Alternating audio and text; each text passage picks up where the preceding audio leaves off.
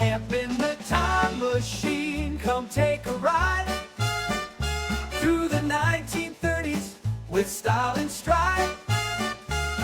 Books, films, and fashion, the songs that remain. We regret nothing, the past calls our name. Welcome back to We Regret Nothing.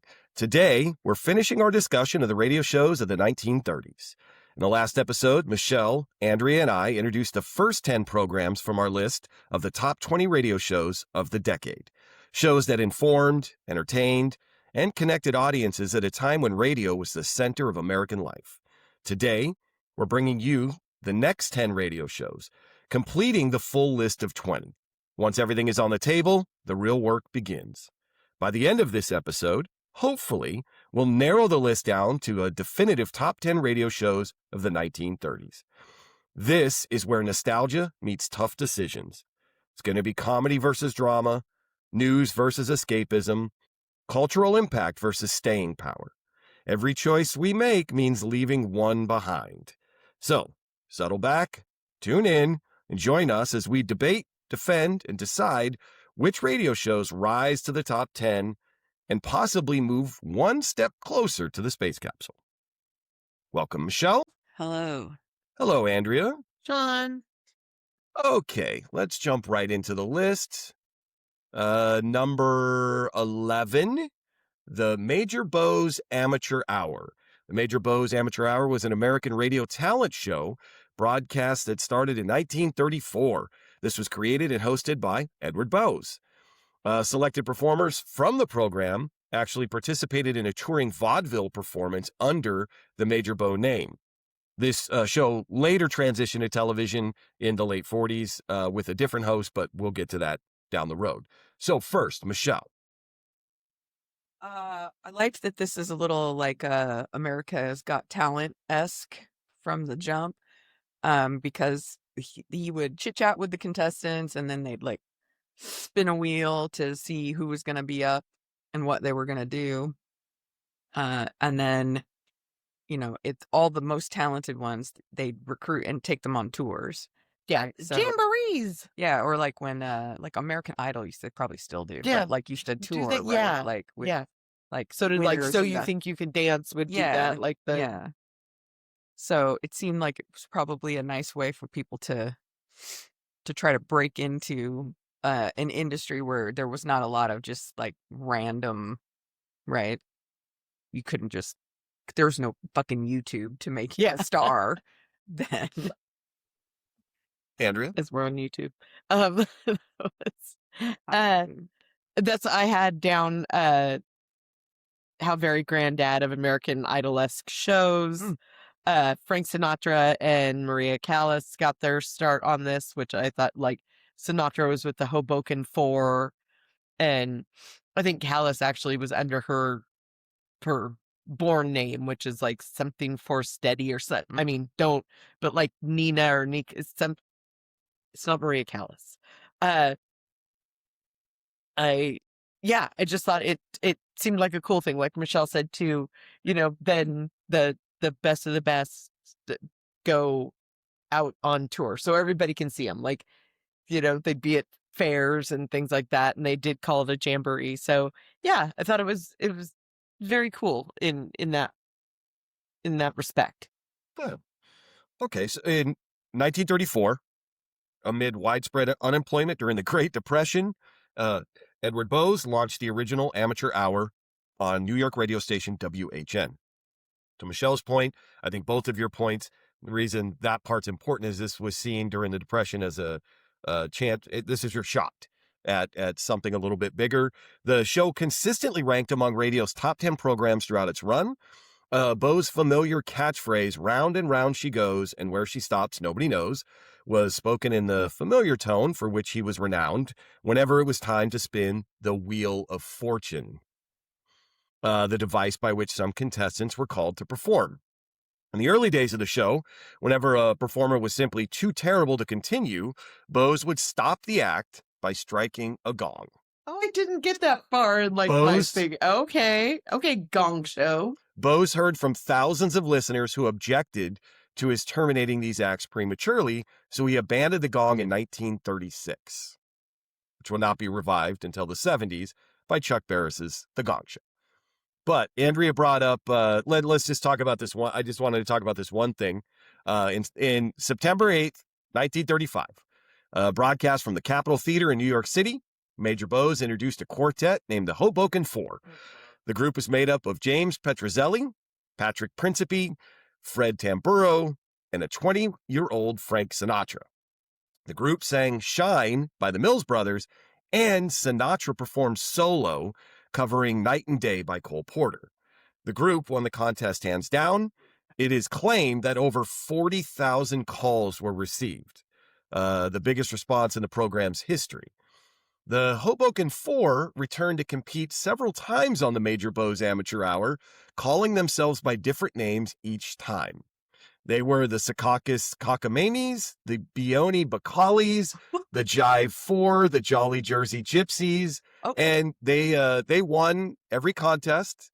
During a live performance in the Sands in 1966, Sinatra claimed on stage that Major Bose had to change the name of their group to fool other contenders and the audience from realizing it was the same winning group competing against a fresh pack of amateurs. Oh, Why would you let them keep coming on?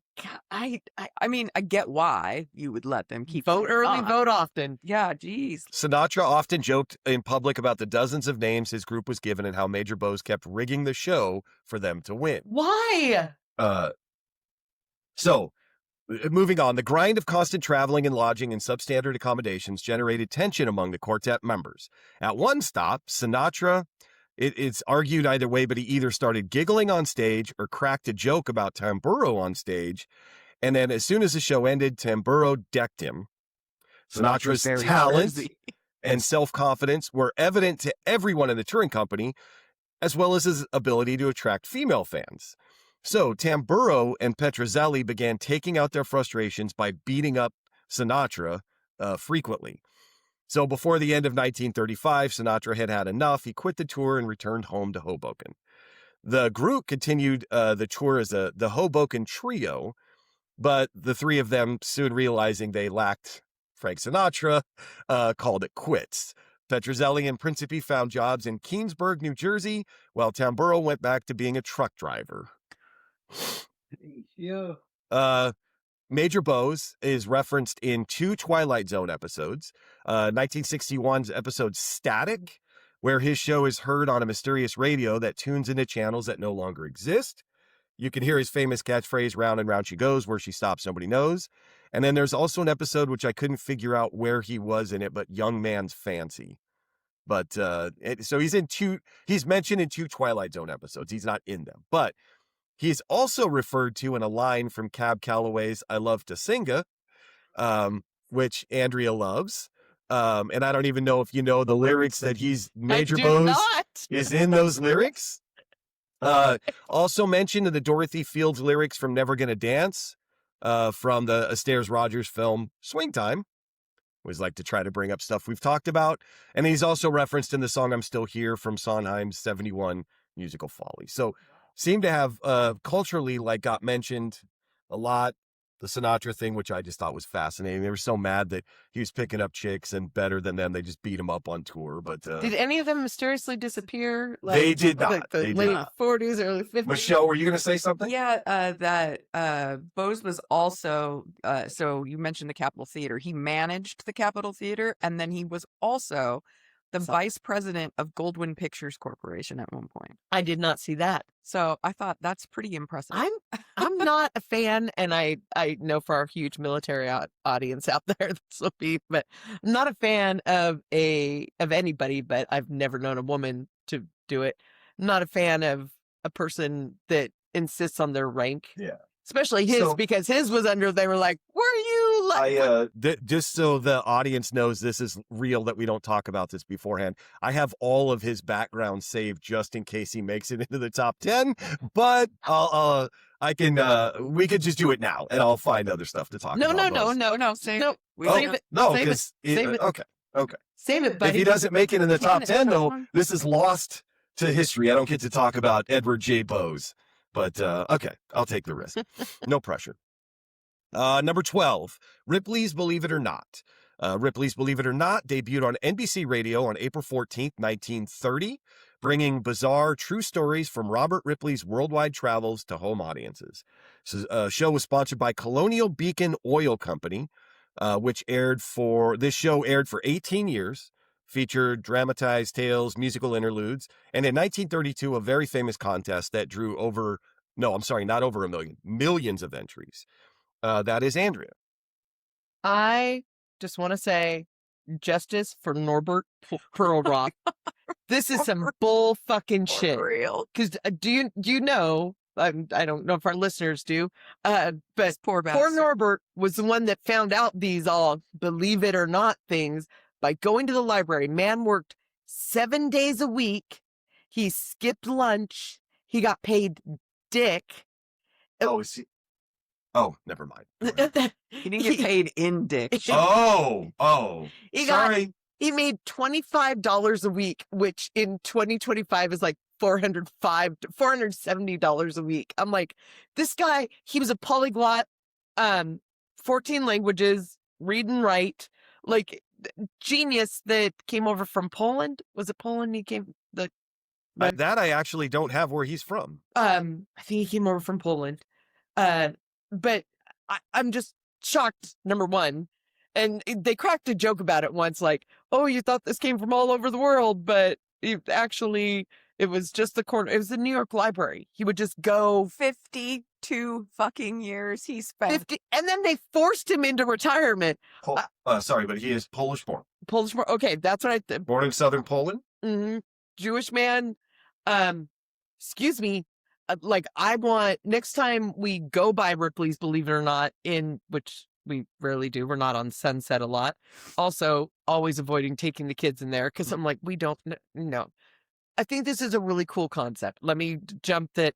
I think that is cool to be like, and of course I just keep hearing Jack Palance because it was a Sunday night show when we were kids on TV.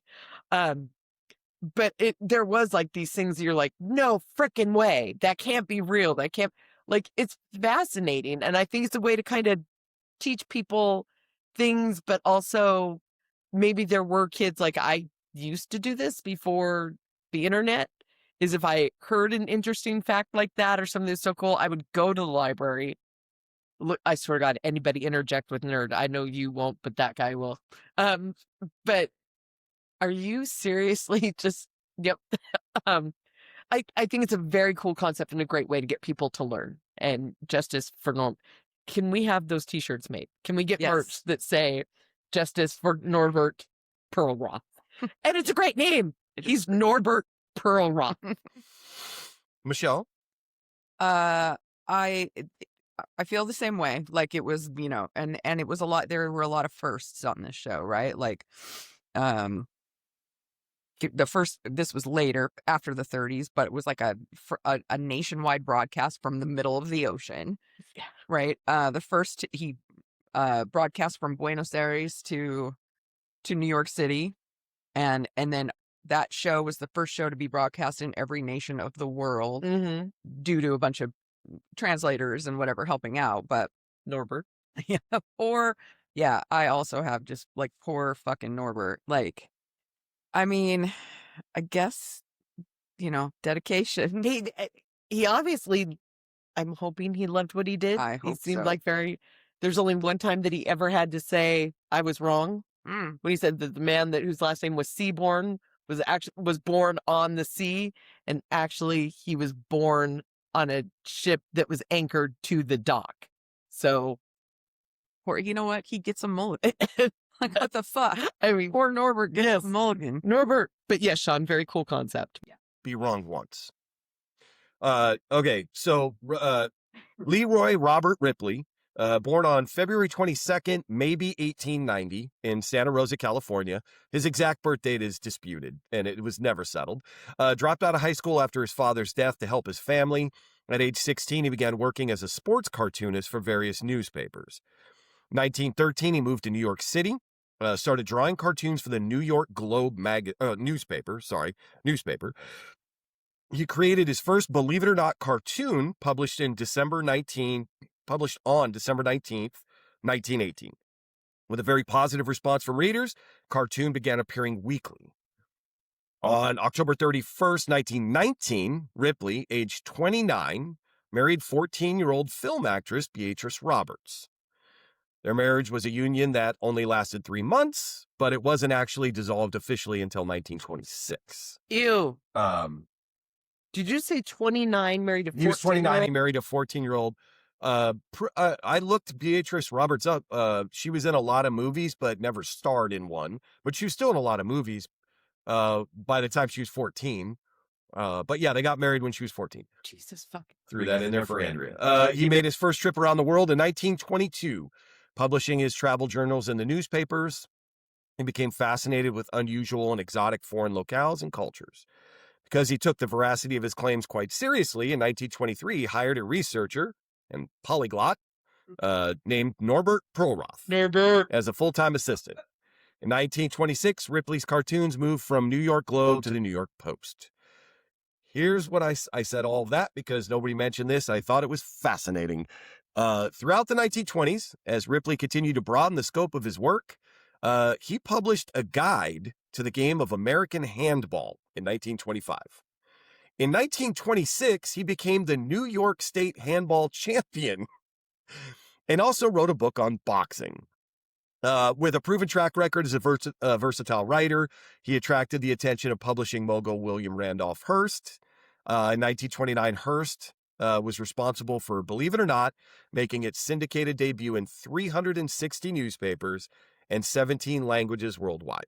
With the success of the series assured, Ripley capitalized on his fame by getting the first book collection of his newspaper panels published. With the success of the syndicated newspaper panel, Ripley brought Believe It or Not to radio on April 14, 1930, the first of several series heard on NBC, CBS, and the Mutual Broadcasting System. Ripley's broadcast ranged from 15 to 30 minutes and aired in multiple formats. And then, like I said, in 1932, Ripley introduced a contest over the radio looking for the most incredible true stories that fans could send in. The winning submission would win $5,000 in 1932. So you can imagine how many submissions there were. Yeah. Number 13, Information Please. Information Please was an American radio quiz show created by Dan Golenpaul, which aired on NBC from May 17th, 1938 to April 22nd, 1951. That is Michelle. This is fun for me because, we love a quiz show. We stand a quiz show. Mm-hmm. Set up with panel experts, right? Oscar Levant was one of them. But what really struck me is that they would have people who knew a little bit about everything, but everybody had a specialty, just like our little quiz team. Yeah, that's like our little that quiz made me team. so happy. Everybody, Oscar obviously was the music and kind of pop culture nerd, if you will.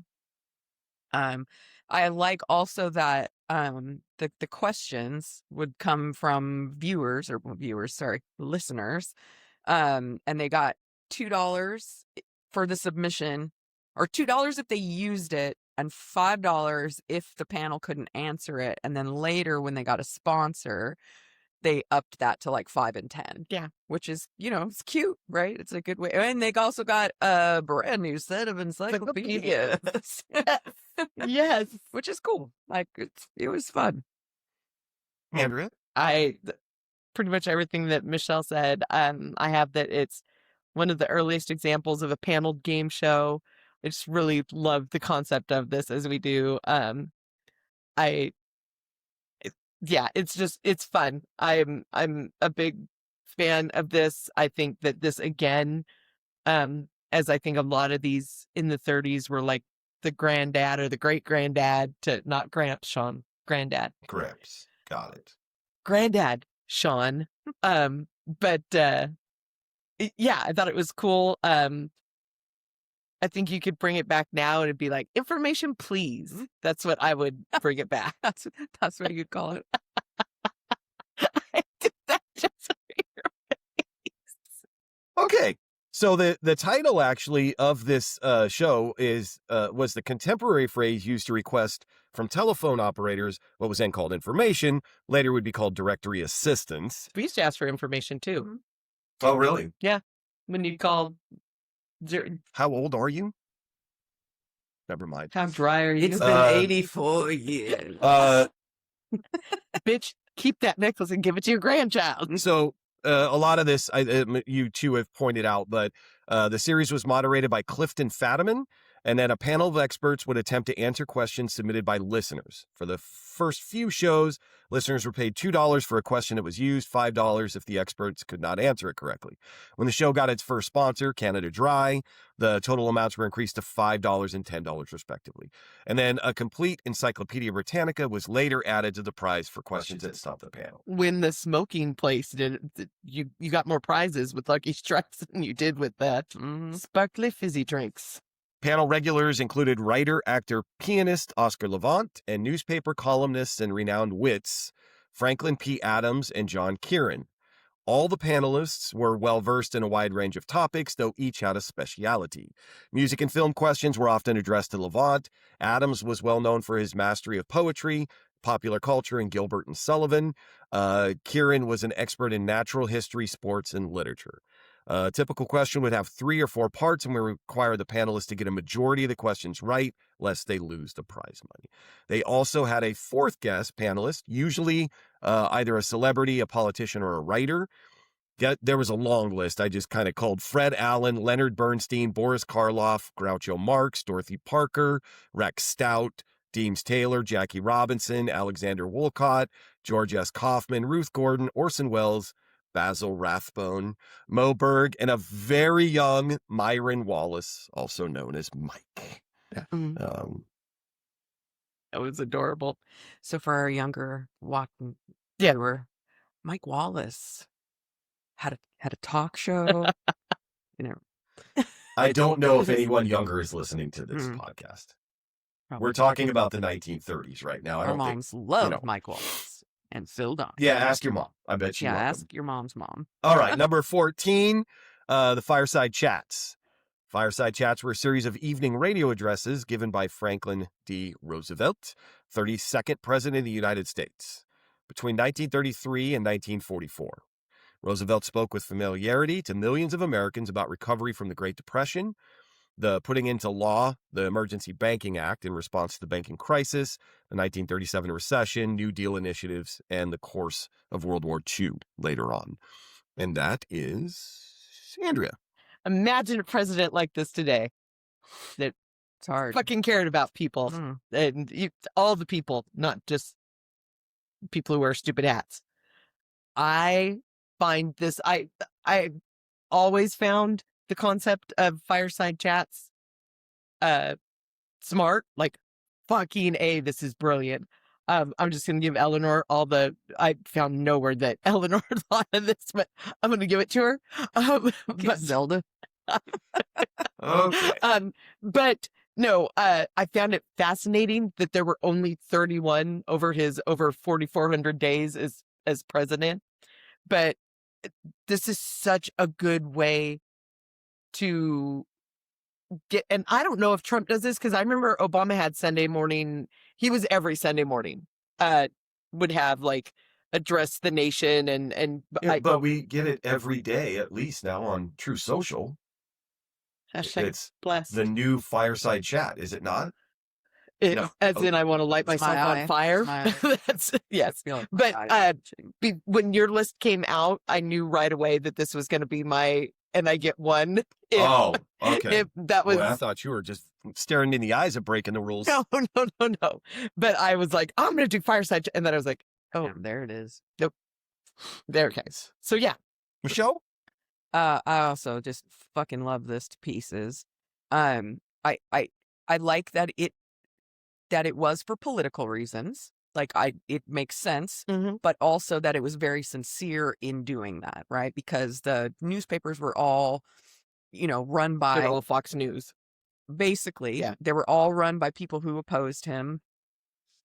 And they didn't have any other way to combat that but then to hit the airwaves, right? So he and his team were like, okay, this is what we're going to do. And I loved also that the reason that there were only 31 is because he said, I don't want to flood the fucking marketplace with my ideas, cuckoo or not, because then it's just fucking garbage, right? It doesn't mean anything. It's like So, having a social media account now and just yes, and posting stuff like 27 to 59 times a correct. day. So that it was deliberate that he Mhm. didn't want the message to be watered down. He was very smart about speaking to the people the way, in words they would understand, in things to give them comfort, and he wasn't BSing them, right? He was Yeah. just like, here's what this is. You don't have to like it, but here's why we're doing it, and it ultimately, hopefully, will be good for you, and here's Mhm. why. And just being fucking transparent about it. Which I think is brilliant, because if you tell the people, and sometimes out of 10, it's like, oh, that's why you're doing it. Like even us, when we sit around, we'll argue about something, and inevitably one of us will be like, yeah, but do you know why they do that? Oh, it's because of this, that, that. Okay, well, fine. Like it, begrudging or not, it's knowledge. And I loved that 80% of this, they found 80% of these talks used the 1,000 most commonly used words in the English language. Like, he didn't dumb it down, but he spoke to them like how you would speak to somebody leaning, like, well, at your fire, I guess. Mhm. I was gonna say leaning across the counter and Or at the talking, bar. or at the bar, at the Tahoma. Mhm. Hashtag plug. And I love that, like the banking crisis thing, right? When they basically did the Yes. It's a Wonderful Life run on the bank, he went on the air and he was like, listen, I get why you're panicking, but here's why I don't want you to panic. And people returned their money to the banks based solely on a guy talking to them on the radio. Well, it's And I get that the guy was the president of the United States, but they trusted him enough. He had Yes. built enough rapport Yes. and trust with them that they were Yes. like, all right, maybe this is fucking crazy, but I'm going to take some of this money and I'm going to go put it back into the banks. Mhm. And that's including the people who didn't vote for him. Like, they trusted correct. that he had Correct. the nation's. It's- Yeah. Just based solely on him saying, please trust me. Yeah. Right? I'm backing up all the other shit I'm Mhm. doing here. So here's why you can trust me. And they did. Yeah. It's beautiful. Yeah, I mean, you just said this. I'm repeating what Michelle just said, but so Roosevelt, 8 days after his inauguration, spends the first 8 days coping with the month-long epidemic of bank closings. He closed the entire American banking system on March 6th. On March 9th, Congress passed the Emergency Banking Act, which Roosevelt used to effectively create federal deposit insurance when the banks reopened. On March 12th, 1933, at 10 p.m. Eastern, on the eve of the end of the bank holiday, Roosevelt spoke to an audience of more than 60 million people, telling them in very clear language what has been done, why it was done, and what the next steps are going to be. The way that it was delivered, they regained trust in the banks, everything y'all just said. Imagine. Going back, though, a little bit, Roosevelt first used what we're calling Fireside Chats in 1929 as the governor of New York. Roosevelt was a Democrat facing a conservative Republican legislature. So during each legislative session, he would occasionally address the residents of New York directly via the radio. His we've talked about this too, but there's a lot of stuff you hit that I don't need to go back over. But since then, every U.S. president has delivered periodic addresses to the American people, first on radio, later television, then the internet. But the practice of regularly scheduled addresses began in 1982 when President Ronald Reagan started delivering a weekly broadcast every Saturday. And that led us to where we are now. Hell. We're in hell. And we're all here together. Number 15, The Goldbergs. This is cited as radio's first Jewish comedy. It was titled The Rise of the Goldbergs, which began in 1929 as a weekly 15-minute program. In 1931, the show became a daily serial known as The Goldbergs. It aired at various times on NBC and CBS all the way up until 1950 before transitioning to television. Where it is today. Michelle. Wendy. So It's funny that you say that because I was like, is this a derivative of this? And I could not find any like evidence to that, but it did seem a little like as I read through the research for this, I was like, okay, I mean, it's not like I've seen a million episodes of the No, but I thought it Goldbergs, was a but little I've seen- homage. Like, Yeah, that's I've how I seen- took it. Yeah, I've seen a few, and I was like, oh, this seems a little bit, maybe, Yeah. maybe. So I looked, but I couldn't find anything. I like that, there was like a, and Gertrude Berg, right? She wrote it. She starred in it. She was the, uh, the matriarch of this family. That was, a soap opera, but it was also, like a comedy but in it being a soap opera, they just like, there wasn't like, and he fell into a vat.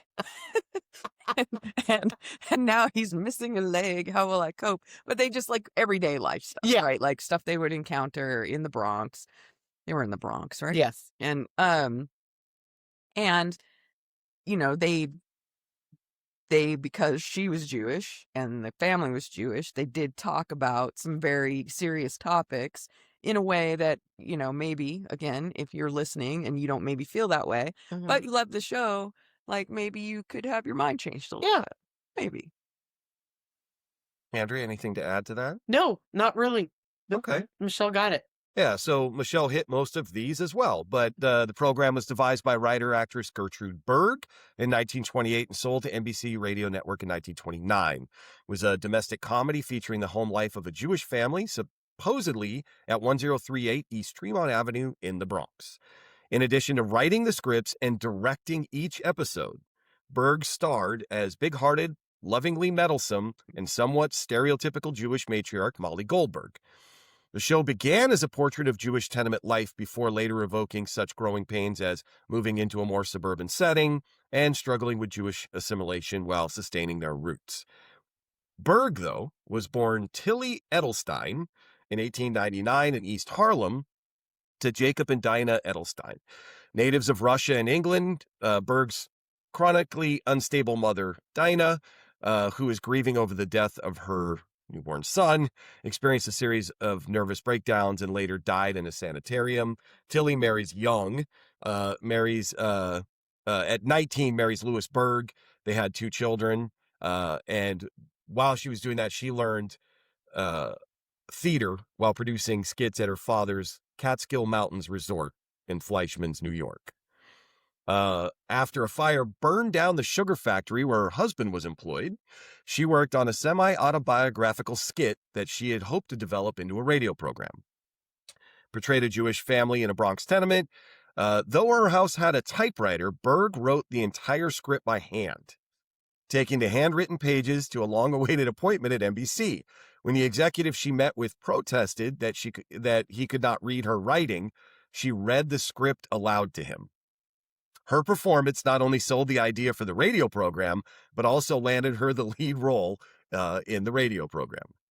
She continued to write all the scripts in pencil as long as the program was on the air. I would too. Hand wrote every script. And I also have in my notes that of the 15-minute, because it was originally 15 minutes, 15 30, minutes. but of the 15-minute shows, only Amos and Andy ran longer than this. That's So I imagine did her see that. handwriting every script for as long as for it a did. yes. So on November 20th, 1929, a 15-minute episode of The Rise of the Goldbergs was first broadcast on the NBC radio network. She started at $75 a week. Less than 2 years later, in the heart of the Great Depression, she let the sponsor propose a salary. When the sponsor said, "I'm sorry, Miss Berg, we cannot pay a cent over $2,000 a week." So, but I mean, Berg's, I'm not happy with it, but if you, I mean, It'll be fine. it'll be. I guess I'll take it. Jeez. Berg's husband, Louis, who had gone on to become a successful consulting engineer, he refused to be photographed with his wife for publicity purposes, as he felt this was infringing on her success. So, yeah. The series moved to CBS in 36. with the shortened title, The Goldbergs. In the 40s. I don't know that I need to talk about that. No, we're in the 30s. Oh, really, Andrea? Uh-huh. Okay. I will say Berg was not averse to incorporating serious real-world issues affecting Jewish families. One episode in 1939 addressed Kristallnacht and Nazi Germany, including a rock through the family window as the Goldbergs had their Passover Seder. Other World War II era episodes, I know I wasn't going to go to the 40s, but just alluded to friends or family members trying to escape the Holocaust. So, yeah, that I'll just leave it at that. Go down these dark roads. Number 16. Okay. So, well, I want to hear from you two about number 16, but I'll explain myself. Maybe it won't hold water. But number 16, The War of the Worlds.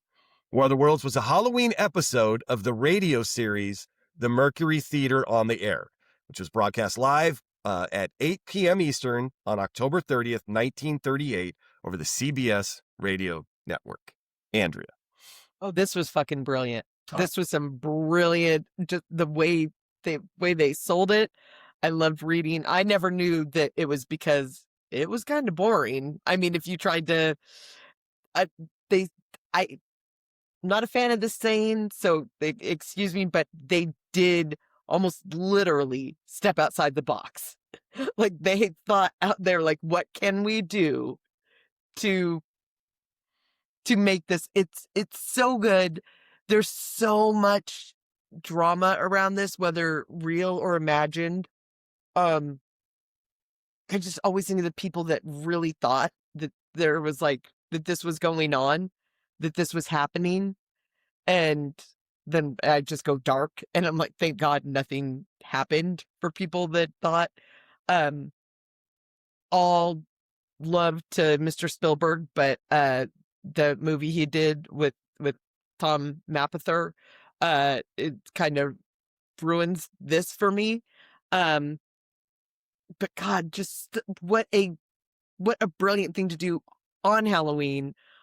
Yeah, that's all I got. It's also not a radio show; it's a radio episode. I know. Okay, just waiting to hear from one of you that I'm a horrible producer because this isn't a radio show; it's a radio episode. Michelle, let's have it. No, well, okay. So when I first saw it on the list, I was like, bro, this is not a thing. Like, I get what you're doing here, but I acquiesce because it was so good. It was so impactful. Again, it's one of those things where you can say, oh, do you know about Orson Welles' War of the Worlds? And most people, again, of our age, they know what you're talking about, and whether true or not, the panic that ensued because of this. So it's fine.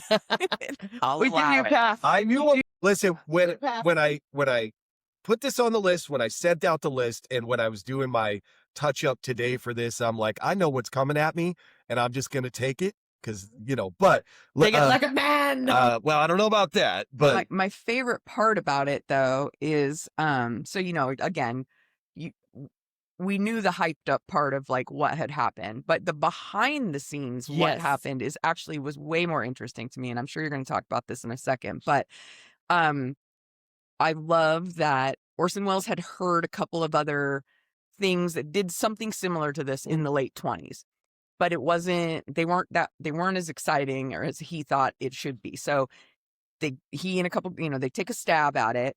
And America's favorite old fart, Right? John I didn't know Houseman John Houseman had was a anything to do I about didn't this. either. Was I was like, producer on what? the show, and then he helped punch this script up like to the 0 hour, right till go time. They were rewriting and punching up the script because Orson was like, it's not exciting enough, right? We're not just going to do a radio play. We need it to seem like Yes. Yes. an actual thing. When he says that, when Houseman said, when Wells chose this, he said, I don't even think Orson ever read it. And I could fucking hear that like drawl of judgment. Like I was like, oh, John Houseman, I love you. I know. I love it so much. So great. yeah. okay. So yes, you got Houseman, got that part, but There's another little piece where, when we talk about the panic of it, what I don't know that everyone realizes when I say what was going on at the time, I mean in radio. So when this show starts, Orson Welles says, this is a work of science fiction.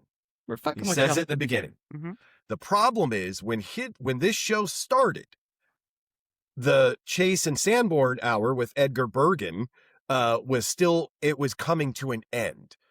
So the people who were listening to Chase Sanborn and it ended, they switch over into this broadcast. They never heard the beginning, Right. saying, "Hey y'all, like this is not real," which actually adds to it a little bit because the first half of the program is delivered in realistic breaking news format.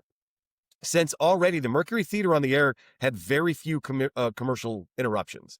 The first break came after a fictional reporter describes a devastating alien invasion in the fall of New York City. So again, you're tuning in from the other radio show, the popular one, and you turn over to Mercury Theater on the Air, and all you hear is the fall of New York at the hands of an alien invasion.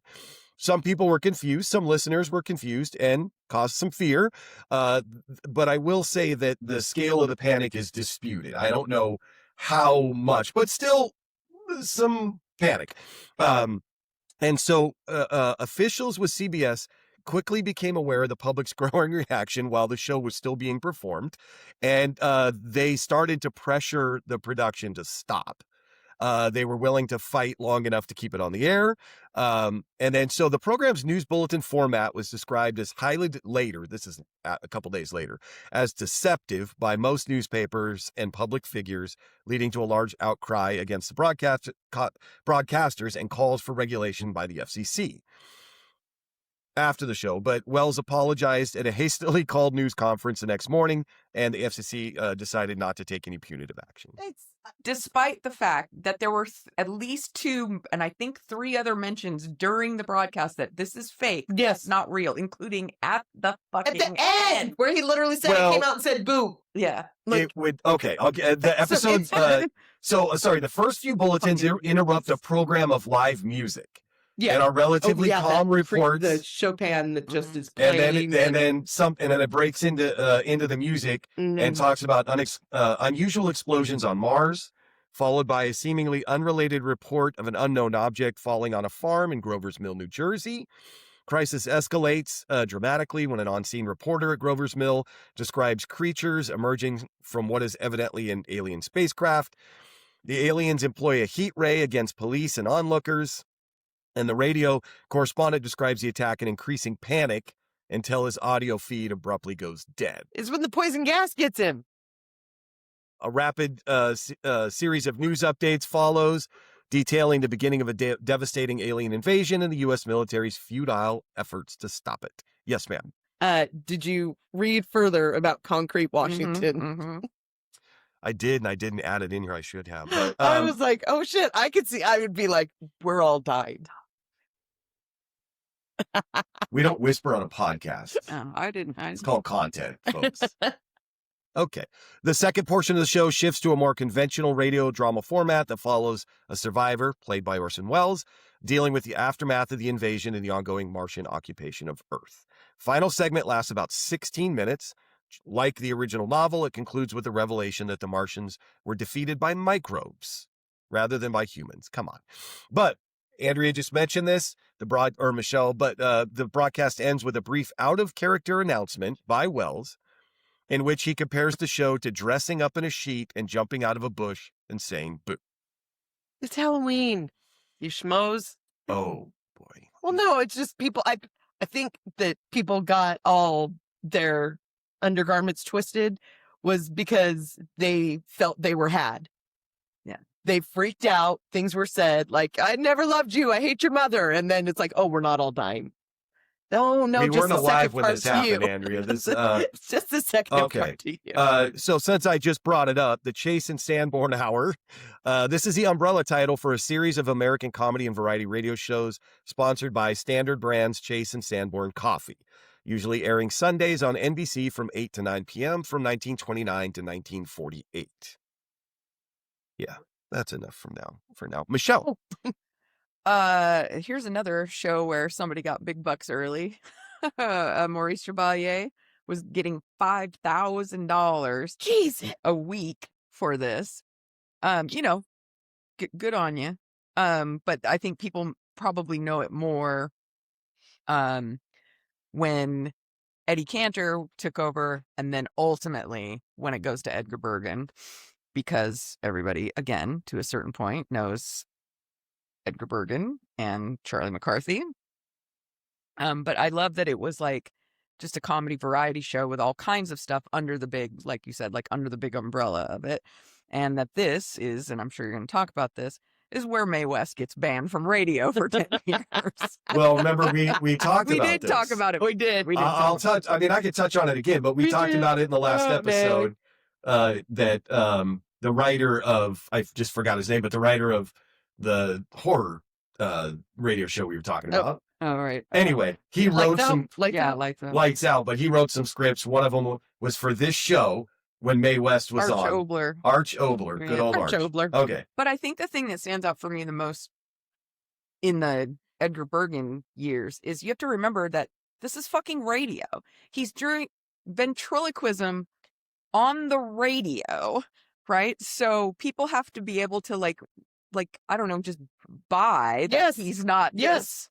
right, that he's doing. Yes. That he was as And that good he as was he able- was. Correct. But And able to convey come that on. they Yes. knew that Charlie McCarthy was a fucking wooden dummy, and they knew that Edgar Bergen was Yeah. doing the voice. Got that through on radio. On radio. It's kind of remarkable, It really. is. It is. How that actually played out, and that he was like uber fucking Mhm. popular for that long when no one could even they couldn't see it. Yeah. Andrea? No, what Michelle said. Okay. So the only thing that you left off, the only thing I can even offer is that when Cantor was the host, he was still doing some touring. I don't know you as a comedian, but whatever he was doing, when he was gone, other entertainers substituted for him. One of them was Jimmy Durante. Jimmy Durante stepped in as a substitute for Cantor, making his first appearance on September 10th, 1933. And after that one show, he was so successful, he was offered his own show. So the Jimmy Durante show Did. was a result of him just subbing for Eddie Cantor. But that's all. Other than that, you all hit everything. You know, we've talked a lot about him. I didn't realize how much Don Amici was all over radio, but he was actually the master of ceremonies for this program. And then for did his several years. brother And replace him? Yes, and then his brother, I'm so mad at Don. Jim Amici, would replace him in 40. Don. But I'm learning too much about Don. okay, number 18, NBC Symphony Orchestra. NBC Symphony Orchestra was a radio orchestra conceived by David Sarnoff, president of RCA, the parent company of NBC, specifically for conductor Arturo Toscanini. The NBC Symphony Orchestra performed weekly radio broadcast concerts with Toscanini and other conductors. Several of its players served in the house orchestra for the NBC radio network. Andrea. I just have, this sounds fucking awesome. It's not a lot you can really, I mean, you can't go that deep on this, but, or at least I can't, folks. But I just absolutely love the whole concept of it. And plus Toscanini, like, really? And then I thought, well, yeah, people are performing, but it's not the radio nowadays where you're like, wait, you know? He wasn't the DJ. Yeah. It's just like, I mean, he kind of was. yeah, but just, what a cool concept. That's it. That's my big, I suck at radio shows. Can somebody invent the TV? So You got to make it through the 40s. We're switching to TV in the 50s. You have one more. Well, we got to finish this, but this is it. Once we get to the top 10, and then you just got to vote for the final 5. You're almost out of this. Maybe the 40s will be better for you. I don't know. Michelle, NBC Symphony Orchestra. Yeah. I love that they sent like an envoy to Italy because Toscanini had retired from the New York Philharmonic. He was 69. dude. He goes back to Italy. He's like, I'm gonna retire. I'm done. And they send, like, basically people be like, okay, but would you just maybe do this thing? And then it runs for 17 years. Yes. Right. It's fucking crazy. That they built an entire new recording soundstage that you might know as Studio 8H, where SNL is filmed. But when they did, it wasn't good for like music. It had shitty acoustics, so they moved when they started. They did record some things there, but then moved. When they recorded it for like public consumption, they did it at Carnegie Hall because obvious reasons that it just sounded better in there. But I do love that they were like, they literally created the whole thing for him, but then had to go beg him to be part of it. Like, could you maybe just do this? And then, debuted on like Christmas night. Like, it just, like, it was, it would have been very, very, very cool. Yeah. Yeah. I mean, somebody had to take like the fucking Queen Mary over there to get him after, like, yeah. Again, sounds fucking awesome. Mm-hmm. That's my. Okay. Well, you both hit all of my notes, so I'm moving on. Number 19, The Romance of Helen Trent. The Romance of Helen Trent was a radio soap opera which aired on CBS from October 30th, 1933 to June 24th, 1960 for a total of 7,222 episodes. That is more than any other radio soap opera. Show was created by Frank and Ann Hummert, who were among the most prolific producers during the radio soap era. Michelle. So I did not find a bunch on this, but what I did was, I just hate the catchphrase of it. I hate, can love come to a woman over 35? I wrote, get the fuck out of here. That's okay. Get the fuck out of here. Can I read the opening of the program? The longer opening is worse. So please. And now, so please. The Romance of Helen Trent, the real life drama of Helen Trent, who, when life mocks her, breaks her hopes, dashes her against the rocks of despair, fights back bravely, successfully, to prove what so many women long to prove, that because a woman is 35 or more, romance in life need not be over, that romance can begin at 35. Sorry, Michelle, continue. Man, no, so glad a woman had part in this. Yeah. I do. The other stuff I read was like, okay, so in those 7,222 episodes, she never ages. She's always like very Nancy Drew. Like, she's always 35. She never marries. True. Yes. What did I read? Something about like she never drank, she never smoked, she never cursed. What did she do? Thank you, Adamant. Oh, I actually wrote that in my notes. Michelle actually did that to me last night. I did. And that even her thoughts were pure. I'm like, can we? No, they're not, because after 35, if you haven't found a man, you're double clicking your own mouse, and you can't do that with your thoughts pure. But, and I hope you have this in the notes, there's a crazy thing that happens during one of the recordings. Do you have this? Yes. Oh my God, this is amazing. Crazy fucking well, thing. Go talk about it. No, I don't want to. What? Talk about it. All right. So, like in the later...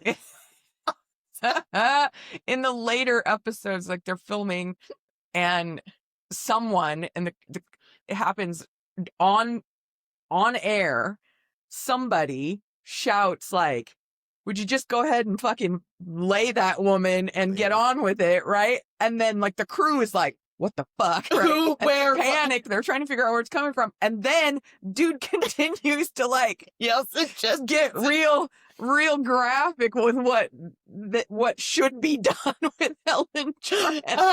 So why her thoughts might have been pure, this guy's was. That's fucking wild to me. I thought this was so great. And then they're like, who? Where? Like, what the hell? Who, where? Who is that? Oh my God. It's so funny to me. Yes. That's so funny. And that was like all I could find on Valley. How many episodes? Can you find love after 35? And some dude I'll tell you how to find love after 35. Let me tell you. But that was the first line. Oh my God, would you lay him already? Oh God. Love that so much. Oh, I goodness. was racking my brain. Was this also a comic strip panel in the Sunday? Not Because that I you remember found. there was that one that was like, and I thought it was just called Helen Trent, but it might have been another woman's name. It's again, but you know, she aged in the. Yeah, I know what you're talking about. I It's don't, not Helen Trent, but I think it was supposed to take of yeah. that. Like, I seriously, all I have. Was her name Mary Worth? Yes. Okay. Thank you, Michelle. Yeah, that came out of nowhere. All I have for this is okay. That's all I'm giving it. Yeah. It's this is. I would have been. I would like to think that 1930s Andy would have been at home doing the Throwing- dishes or something, but been like, "Are you fucking kidding?" And you would be sitting on the throwing couch stuff at Yep. the radio. saying language, Andrea, the kids. I'm like, kids, don't be this dumb bitch. Yeah, it's fucking Back to you, nuts. Sean. So the storyline revolved around a 35-year-old dressmaker who fascinates men as she works her way up to becoming the chief Hollywood costume designer.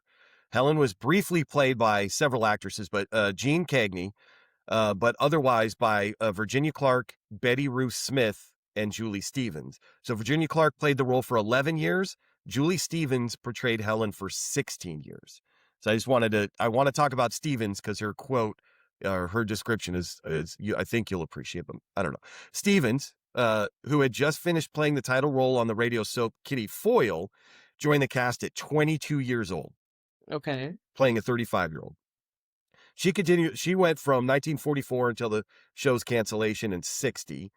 At the time, she was married to U.S. Steel executive Charles Underhill. But Put it on the Underhill. put it on the Underhills. Stevens said she saw Helen as being similar to Edith Head.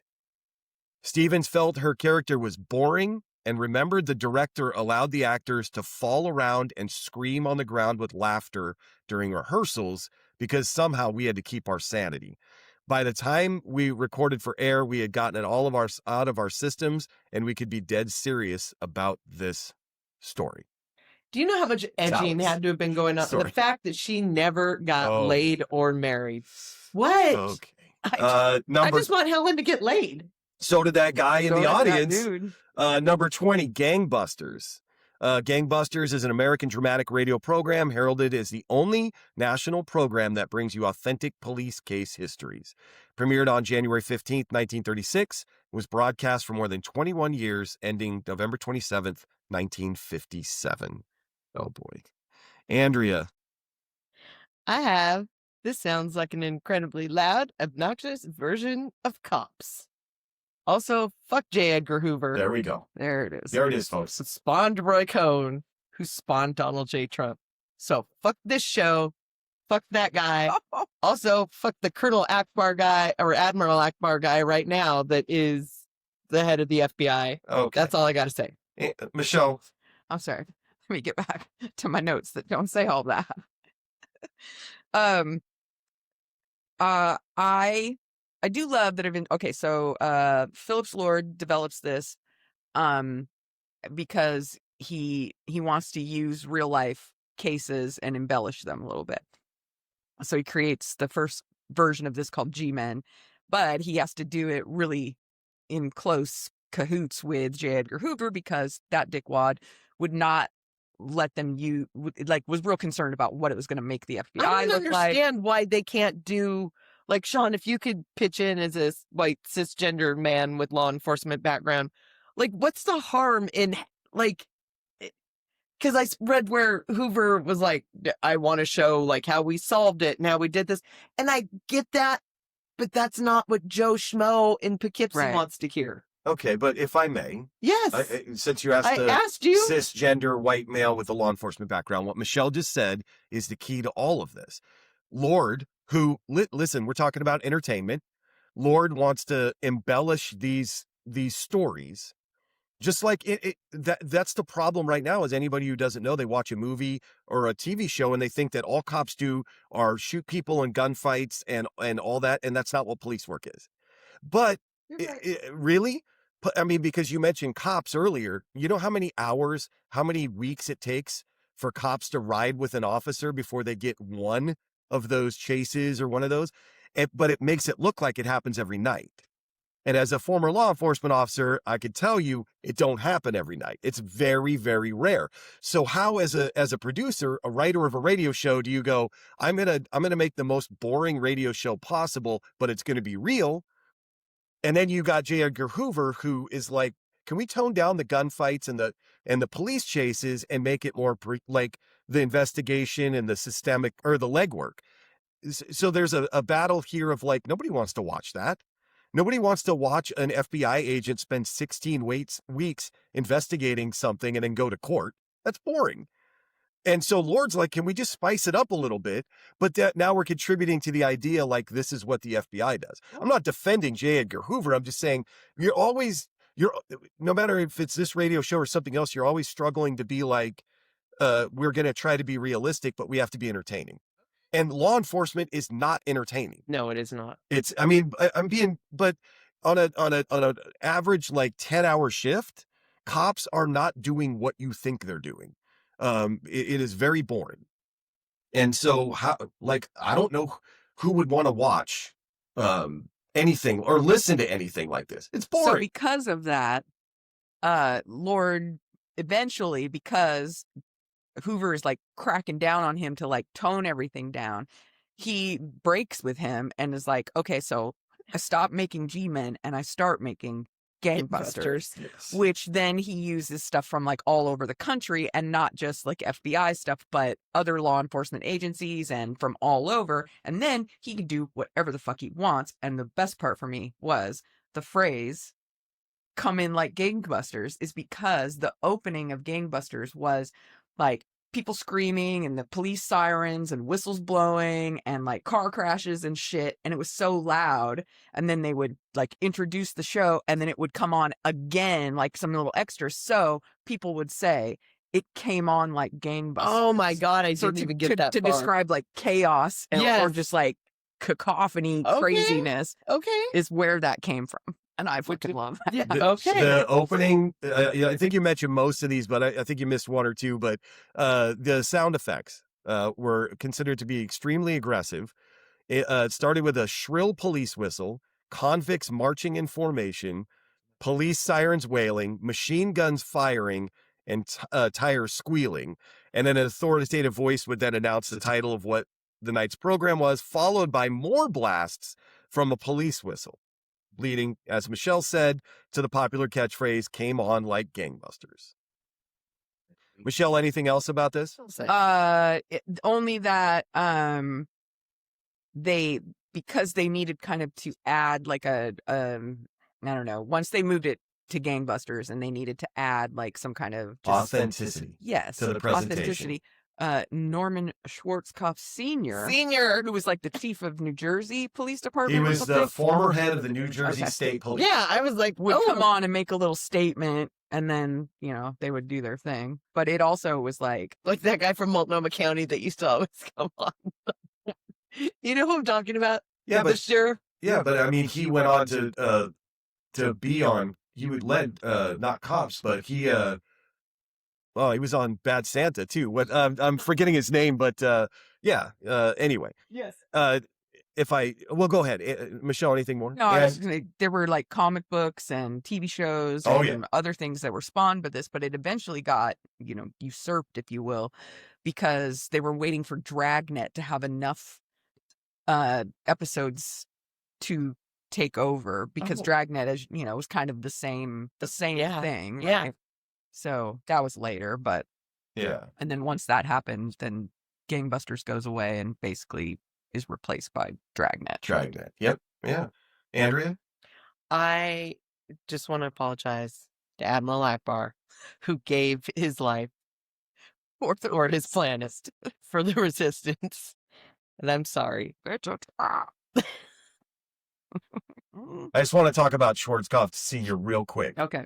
I did not know there was a Schwarzkopf Senior. If I did not know that. But there's a junior, Well, no, that's what I mean. so there would have to be a senior. I didn't mean that he. Okay, so real quick. Sean. After returning to the United States from World War I with the rank of colonel, Schwarzkopf was appointed in 1921 by New Jersey Governor Edward Edwards, that's his name, to head the new. Well, I'm sorry? I said your parents knew. So he was appointed in 1921 by New Jersey Governor Edward Edwards to head the newly formed New Jersey State Police. He personally trained the first 25 state police troopers and organized the state police into two troops. A northern troop utilizing motorcycles to patrol the mafia-controlled narcotics, whiskey, rum running, and gambling rings, and a southern troop with troopers on horseback to crack down on moonshiners. Jesus. Schwarzkopf, probably best known, on the evening of March 1st, 1932, the colonel was then 37, was among the officials called to the East Amwell residence of Charles Lindbergh, following the kidnapping of his 20-month-old son, Charlie. He arrived on the scene with his second-in-command, Major Charles Schoeffel, and established a police command post in the three-car garage on the side of Lindbergh's house opposite the nursery. At the time, Schwarzkopf was the lead police commander for the entire investigation. Or not at the time, sorry. He was the lead police commander for the entire investigation. In 1936, he is dismissed from the New York State Police after a personality clash with the new governor, Harold Hoffman. So Edward Edwards appointed him and Harold Hoffman fired him. So then when he got fired, he took the job narrating Gangbusters. So to Michelle's point, that's how he ended up on Gangbusters. Until 1945, he was replaced by New York City Police Commissioner Louis Joseph Valenti. Yeah, okay. Okay, so that's all 20. Now, we need to vote. Berg. So, number 1, Guiding Light. Michelle? Yes. Andrea? Yes. Number 2, The Shadow. Andrea?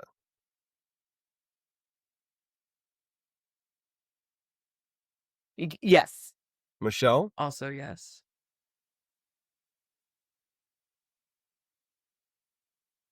Interesting.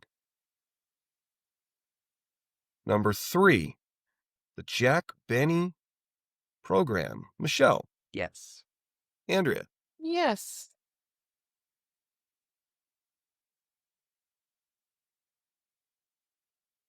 Number 4, Fibber McGee and Molly. Andrea? No. Michelle? I say yes on this, but I had to move a thing. Okay. Number 5, Lux Radio Theater. Michelle? Yes. Andrea? Yes.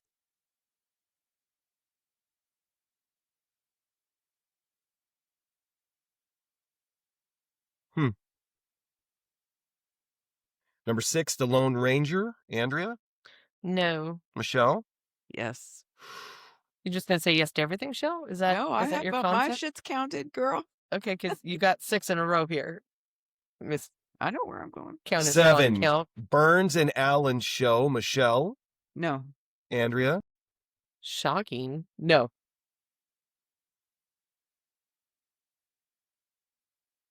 8, The Green Hornet. Andrea? No. Michelle? No. 9, Lights Out. Michelle? Yes. Andrea? Yes.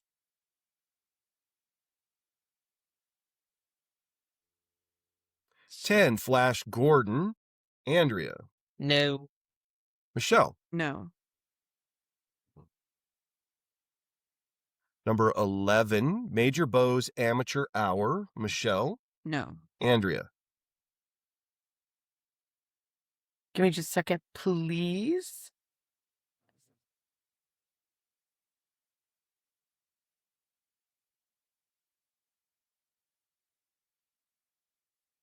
Yes. And I'm sorry, Michelle, you were a no. Correct. First. Wow. Number 12, Ripley's Believe It or Not. Andrea? No. Michelle? No. Number 13, Information Please. Michelle? No. Andrea? No. 14, Fireside Chat. Andrea? Yes. Michelle? Yes.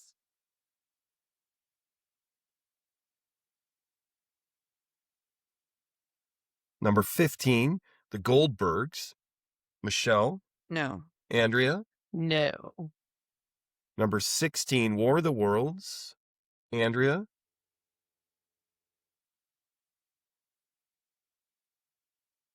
Yes. Michelle. Yes.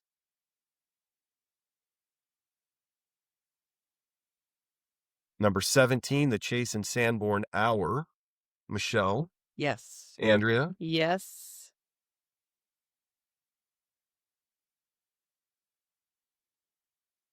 Number 18, NBC Symphony Orchestra. Andrea.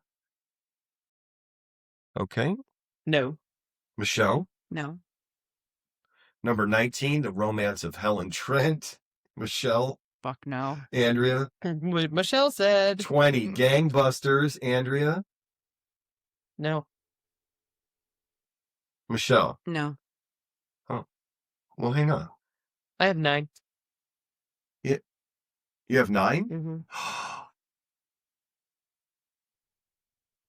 They just all were horrible, Sean. I know, but I mean, 4, these people should be ashamed of themselves. okay. But you only have 9. 7, I know. Give me a second. Okay. So 1, 2, 3, 8, 4, 5, 6, 7. We have 8. 9, 10. Okay. And Andrea's a no on 2 and Michelle's a no on 1.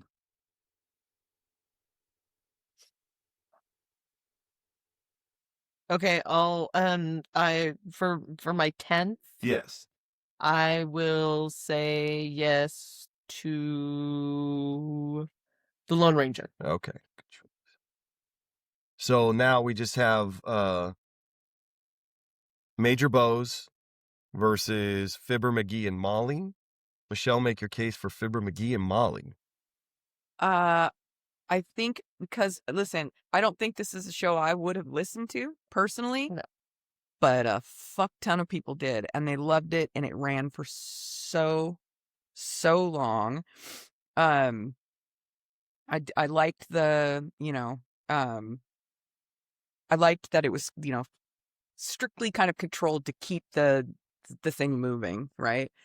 Again, I don't think I would have listened, but I do think that a fuck ton of people did and really loved it and were very invested in these people. Andrea, Major Bose Amateur Hour. And as I said before, this is the granddad of American Idol-esque shows. The fact of so many people listen to this that then they're like, we will, with everybody, with like our stable, if you will, of people that have advanced, that it was popular enough to take it out on the road throughout the nation, and people going to see it, listen to it, but then also going to see it. That to me seemed very, very 30s in the way of I like bringing it. I like the giving the little guy a chance to make it in an industry where, like we talked about, Yeah. it just wasn't the easy thing to do. And poor Frank got his ass kicked. You're not even gonna feel like I he got would- pounded. I would acquiesce to that. I'll give you that. Okay. So let me just confirm. Here's our 10. The Guiding Light, The Shadow, The Jack Benny Program, Lux Radio Theater, The Lone Ranger, Lights Out, Major Bose Amateur Hour, Fireside Chat, War of the Worlds, Chase and Sanborn Hour. Is that correct? I think so. Mm-hmm. I got 10, and it represents what I think is both of your votes. Mhm. Folks, that one went a little bit long, but I think it was entertaining. I hope it was entertaining. I hope you enjoyed it. I hope you got something out of it. If you didn't, or you think we're crazy, like I always say, leave a comment here wherever you're ingesting podcasts, or hit us up on our socials, wherever we are.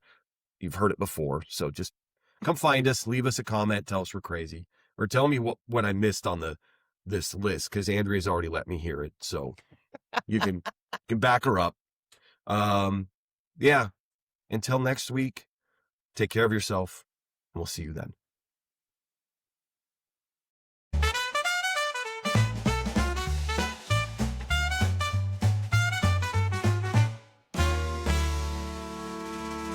So swing to the future The past in our sight, we regret nothing.